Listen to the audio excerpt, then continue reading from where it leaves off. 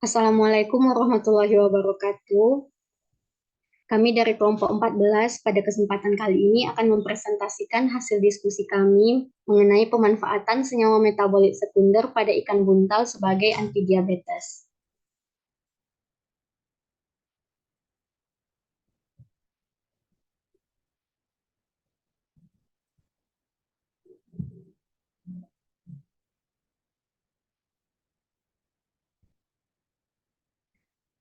Dosen pengampu mata kuliah pada mata kuliah ini yaitu Bapak Imam Bagus Sumantri dan anggota kelompok 14 itu ada saya sendiri, Cica Mailona Aganisa, Dewi Andayana, Putri Aisyah Nasution, dan Uzana Zizi Albini.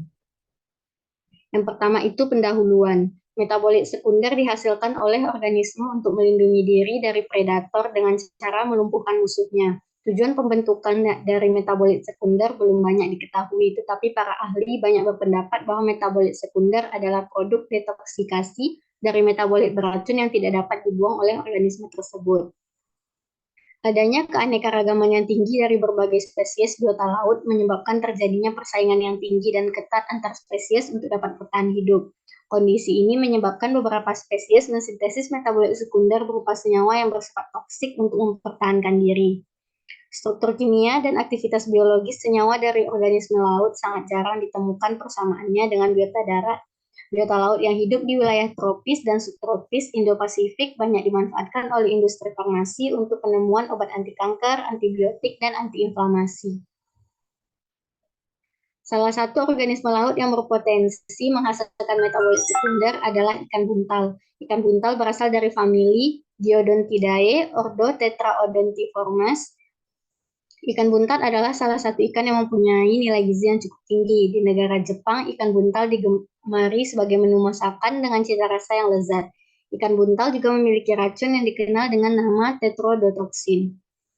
Penelitian Uddin et al. Pada tahun 2013 menunjukkan bahwa nilai uji fitokimia organ ikan buntal jenis Tetraodon kutia yang memiliki kandungan racun yaitu terdapat pada organ hati, di mana memiliki nilai positif pada uji alkaloid dan glikosida, sehingga perlu dilakukan penelitian lanjutan terhadap jenis ikan buntal lainnya.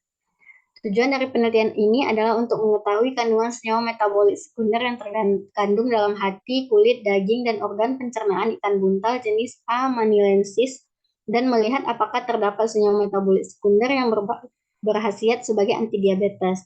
Ikan buntal diduga mengandung fenol yang berhasiat sebagai antidiabetes. Nah, rumusan masalahnya yang pertama, apa saja senyawa metabolit sekunder pada ikan buntal? Yang kedua, apakah senyawa metabolit sekunder pada ikan buntal bermanfaat bagi kesehatan? Yang ketiga, apa senyawa metabolit sekunder pada ikan buntal yang berhasiat sebagai antidiabetes?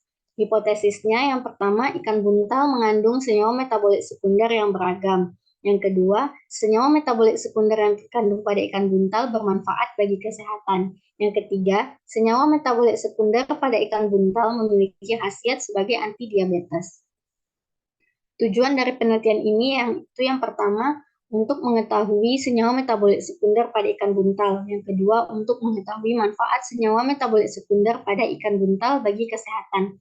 Yang ketiga untuk mengetahui senyawa metabolit sekunder pada ikan buntal yang berkhasiat sebagai antidiabetes.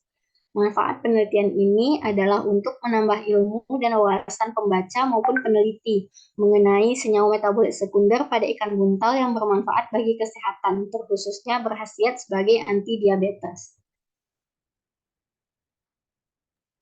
Selanjutnya untuk metabolit sekunder sendiri, menurut Natural Product Chemistry pada umumnya dimaksudkan untuk senyawa kimia organik yang berasal dari mikroorganisme, tumbuhan, dan juga binatang yang ada di darat maupun di laut.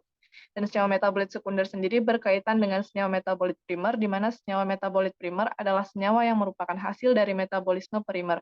Dan senyawa metabolit sekunder adalah senyawa hasil dari metabolisme sekunder yang terdapat pada makhluk hidup tertentu. Senyawa metabolit sekunder sendiri merupakan senyawa hasil alam meliputi acetogenin dan sikimat, yaitu ada flavonoid, lipida, lignan, quinon, antibiotik, dan makrolida, isoprenoid dan terpenoid, steroid, karotenoid, dan senyawa nitrogen lainnya. Next.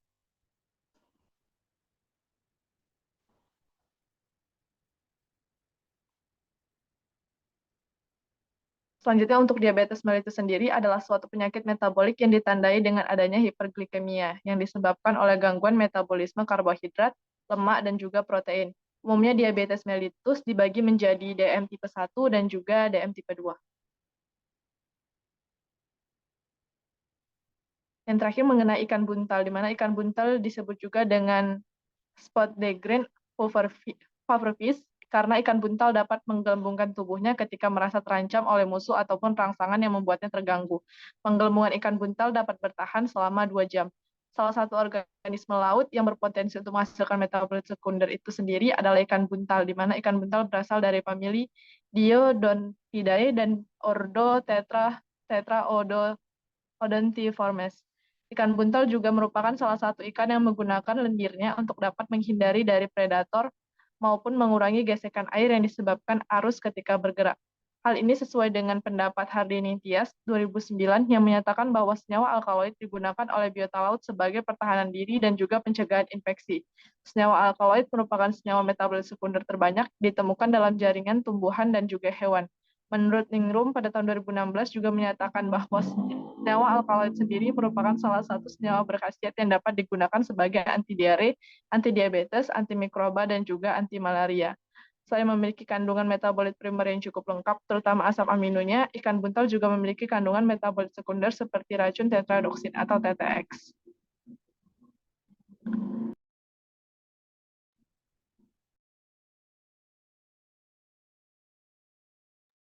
Selanjutnya ada metodologi penelitian. Yang pertama, alat yang digunakan pada penelitian ini antara lain adalah GPS, underwater camera, cool box, jaring, timbangan analitik, gelas ukur, pipet skala, pipet tetes, pipet kapiler, botol semprot, corong pisah, laminar airflow, kertas saring, cutter, vakum rotary evaporator, oven, tabung reaksi, dan chamber. Untuk bahan yang digunakan pada penelitian ini berupa organ ikan buntal jenis A manilensis, alkohol 70%, Liberman burchat, metanol, etil asetat, kloroform, N-heksan, FeCl3, plat KLT, dan Dragendorf. Next.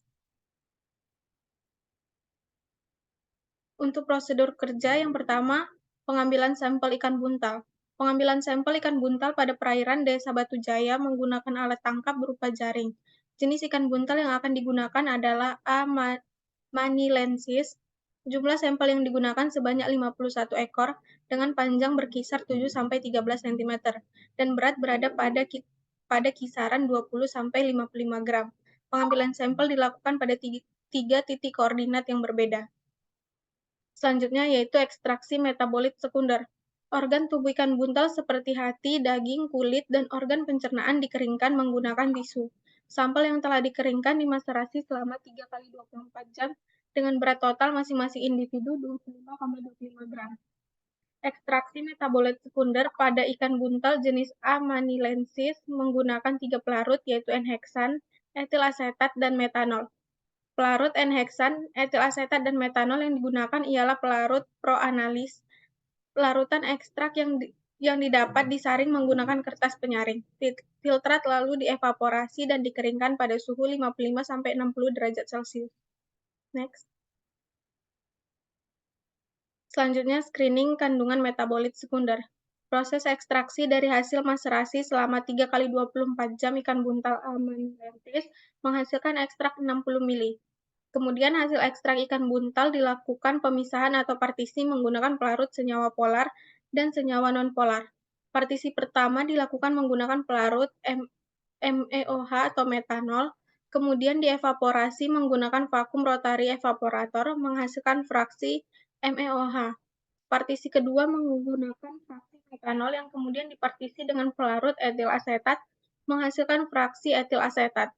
Partisi ketiga menggunakan pelarut N-heksan menghasilkan fraksi etil asetat, kemudian dievaporasi menghasilkan fraksi N-heksan. Screening uji awal dengan pemisahan komponen kimia, ekstrak dan fraksi ikan buntal A. manilensis menggunakan kromatografi lapis tipis dengan fase diam silika gel dan fase gerak campuran atau elusi etil asetat, kloroform, metanol dengan perbandingan 8:1:1. Dan eluen etil asetat metanol yaitu 8:2. Baik pada fraksi metanol etil asetat, dan N-heksan. Deteksi senyawa dilakukan dengan menggunakan detektor UV di bawah sinar UV 254 nanometer, indikator pada plat KLT, dan memancarkan warna hijau pada UV 366 nanometer dan akan memancarkan warna ungu.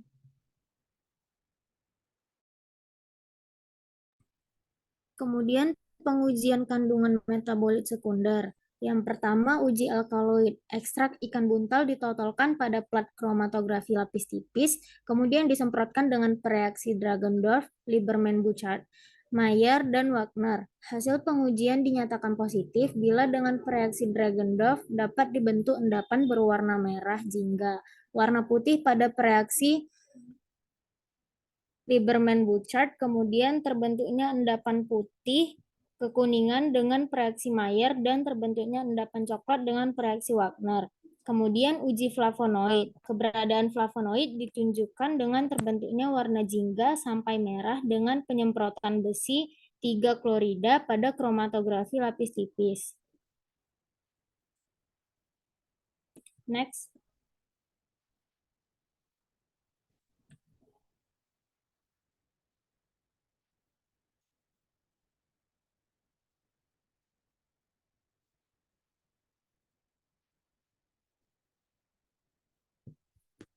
Kemudian uji terpenoid dan steroid.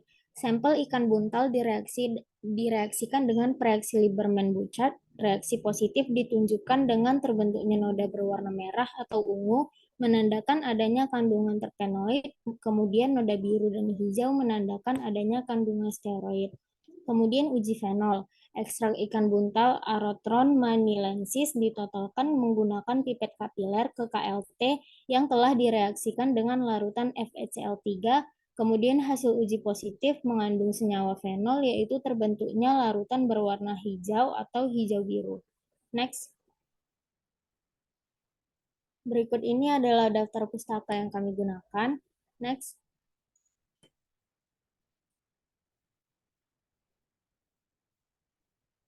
Sekian presentasi dari kelompok kami. Mohon maaf jika ada kesalahan. Assalamualaikum warahmatullahi wabarakatuh.